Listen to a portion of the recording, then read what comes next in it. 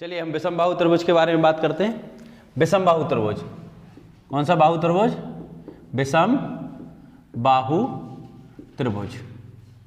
समबाहु हमने पढ़ लिया, कौन से वाले की बात कर रहे हैं? विषम बाहु त्रिभुज। आपने देखा होगा विषम बाहु त्रिभुज इस प्रकार का होता है,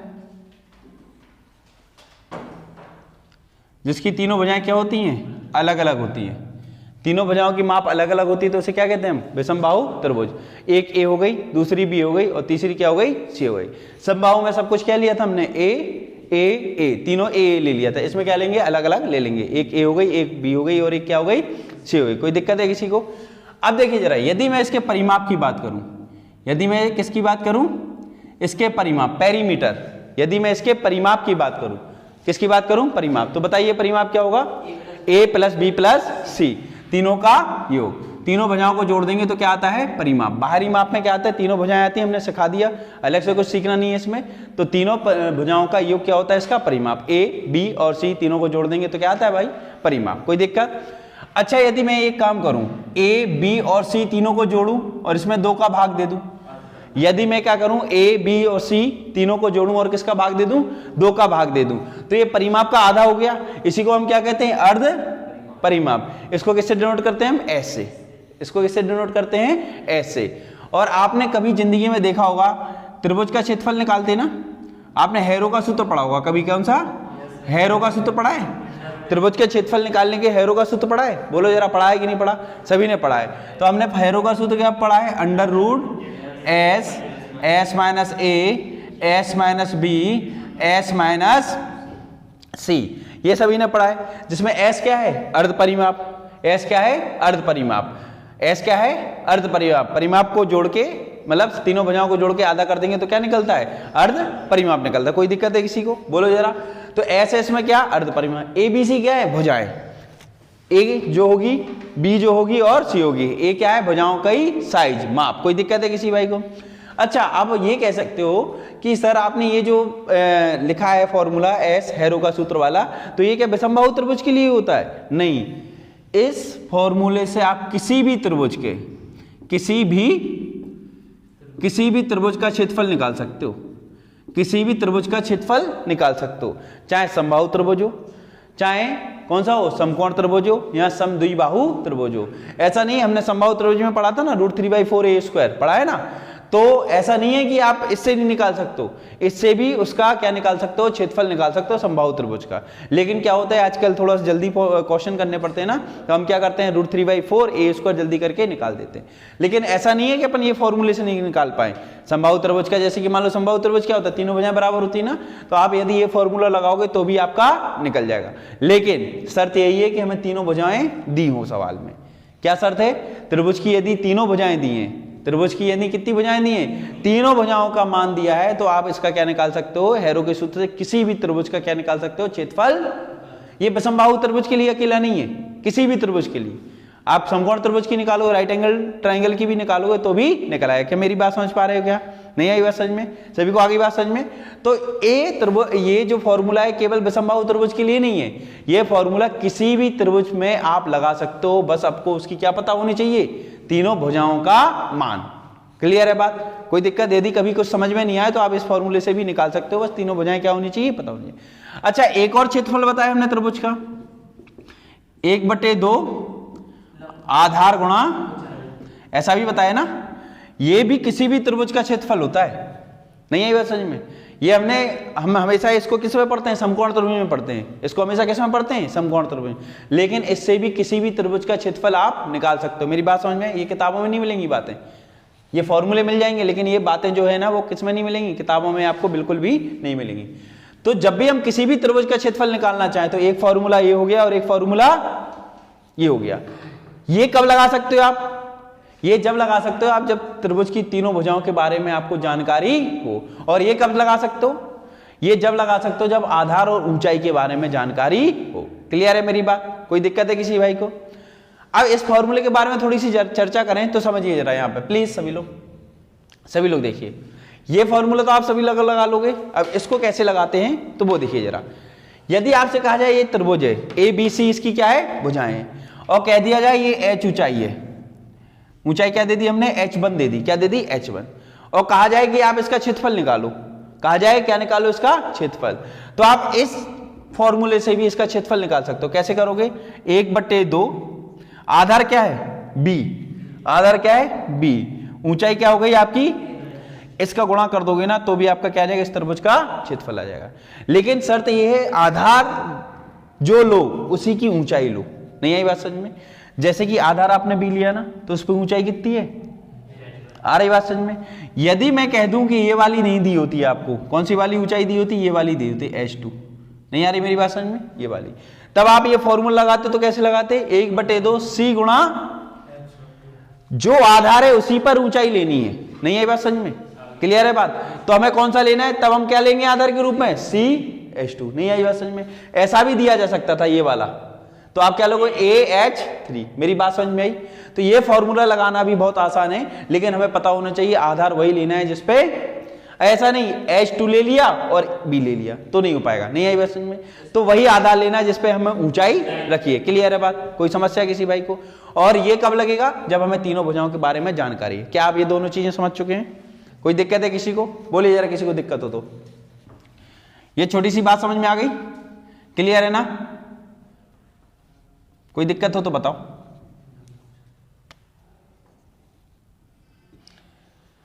ठीक है ना? आपने लिख लिया होगा सभी ने, इतना लिख लिया? तो देखिए फिर से बता दूं, परिमाप क्या होता है, तीनों भुजाओं को जोड़ दोगे तो आपका क्या निकलता है, परिमाप निकलता है। ठीक है ना? अर्ध परिमाप कैसे निकालते हैं, तीनों को जोड़ के आधा कर दो तो अर्ध परिमाप निकलता है। एस क्या होता है, अर्ध परिमाप होता है, और S - A, S - B, S - C करते हो तो क्या निकलता है आपका, किसी भी त्रिभुज का क्षेत्रफल निकाल सकते हो। लेकिन हमें इसके लिए क्या चाहिए, तीनों भुजाओं का मान चाहिए, और इसके लिए क्या चाहिए, आधार और ऊंचाई, और आधार वही जिसपे, ठीक है ना? क्लियर है ये बात? कोई दिक्कत? अब इस पे 2 प्रकार के क्वेश्चन बनते हैं। कितने प्रकार के क्वेश्चन बनते हैं ये समझ में आ गया सभी को? आगे मिटा दें इसको। चलिए अब इस पर 2 प्रकार के क्वेश्चन बनते हैं, तो उसकी बात करते हैं। पहला क्वेश्चन लिखो जरा, पहला क्वेश्चन लिखो सभी लोग, लिखिए। किसी त्रिभुज की भुजाएं क्रमशः, किसी त्रिभुज की भुजाएं क्रमशः, किसी त्रिभुज की भुजाएं क्रमशः, क्रमशः कितनी है, 5, 6, 7 सेंटीमीटर हैं, तो त्रिभुज का क्षेत्रफल ज्ञात करो। क्वेश्चन लिख लिया सभी ने? तो त्रिभुज का क्या निकालना है, क्षेत्रफल ज्ञात करो। किसी त्रिभुज की भुजाएं क्रमशः 5, 6, 7 सेंटीमीटर हैं, तो क्या निकालना है, त्रिभुज का क्षेत्रफल ज्ञात करो। त्रिभुज का क्षेत्रफल ज्ञात करो। ठीक है ना? नहीं चल रही कि नहीं? ठीक है ना? तो किसी भी त्रिभुज की भुजाएं क्या है, 5, 6 और 7 सेंटीमीटर हैं, तो आपको क्या निकालना है, त्रिभुज का क्षेत्रफल ज्ञात करो। ये पहला क्वेश्चन हो गया। ठीक है ना? तो देखिए इस क्वेश्चन को सॉल्व करना है तो आप किससे करोगे, हैरो के सूत्र से करोगे, है ना? विषमबाहु त्रिभुज है क्योंकि इसकी तीनों भुजाएं क्या है, अलग अलग हैं। पहचान लोगे? कोई दिक्कत? तो जरा देखिए, आपको कहा गया एक त्रिभुज है, एक भुजा 5 है, एक 6 और एक 7 है, तो आपको उसका क्षेत्रफल निकालना है। तो हमें पहले क्या निकालना पड़ेगा, इसका अर्ध परिमाप। तो इन सबको जोड़ोगे तो कितना आ जाएगा, 18 हो जाएगा। क्या हो जाएगा, 18 को आधा करेंगे तो कितना बचेगा, 9। तो अर्ध परिमाप कितना आ गया आपका, सेमी पेरीमीटर कितना आ गया, 9 आ गया। अब हमें हैरो का सूत्र लगाना है। क्या लगाना, हैरो का सूत्र। तो हैरो का सूत्र कहता है 9 माने S, S - A, S - B, S - C। तो 9 में से 5 गए, एक बार 5 घटाएंगे तो कितना बचेगा, 4 बचेगा।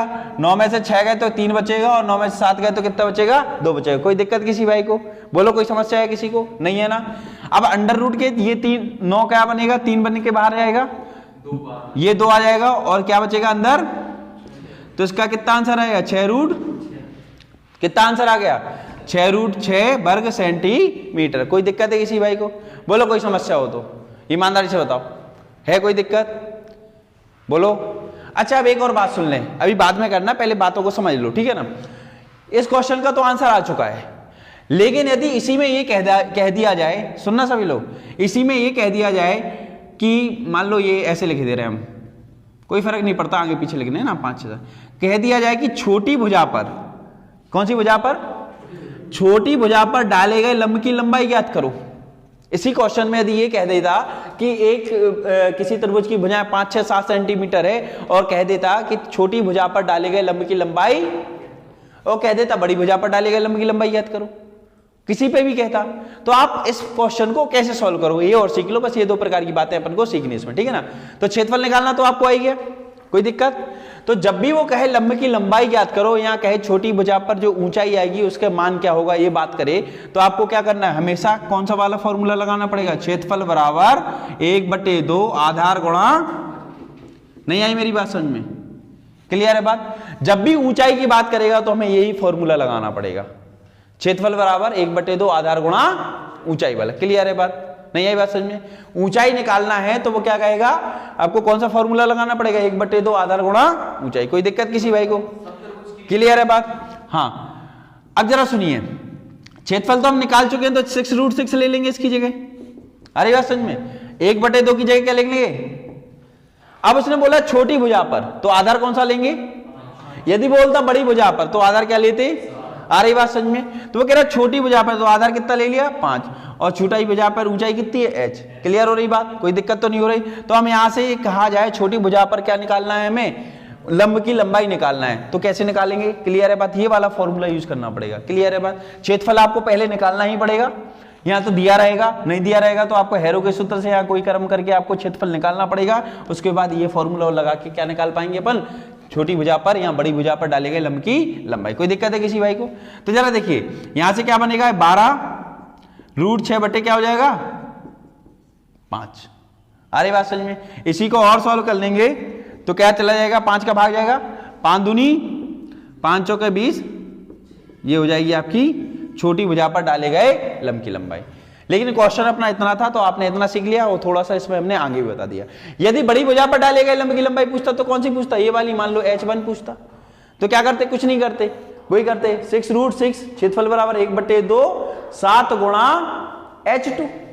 अब यहां से हम क्या निकाल लेंगे, बड़ी भुजा पर डाले गई, जो भी पूछा है वो वाली आधार के रूप में ले लेंगे। क्या आपको ये फर्क समझ में आ रहा, आधार गुणा ऊंचाई दिया रहता है, आधार गुणा ऊंचाई, तो हमें वही आधार वही ऊंचाई लेनी, जिस आधार पर ऊंचाई बनी वही लेनी, ऐसा नहीं कहीं की भी कुछ ले ली, क्लियर हो गई बात, कोई दिक्कत, ये क्वेश्चन कर पाओगे। तो यहां से मैं यदि h2 की वैल्यू निकालूं, क्या हो गया था आपका ये वाला 6√6 बराबर 1/2 7, बड़ी भुजा क्या है 7 है ना, और क्या ले लो इसको h2 मान लो, इसकी क्या मान लो h2 मान लो, कोई दिक्कत। यहां से h2 की वैल्यू निकालेंगे तो क्या आ जाएगा बताओ, 12√6/7, ये आ जाएगा आपकी h2 की लंबाई। कोई दिक्कत है किसी भाई को तो बता दो, समझ में आई बात। तो ये जो दोनों फॉर्मूले बताए हमने त्रिभुज के, वो किसी भी प्रकार के त्रिभुज में लग सकते हैं।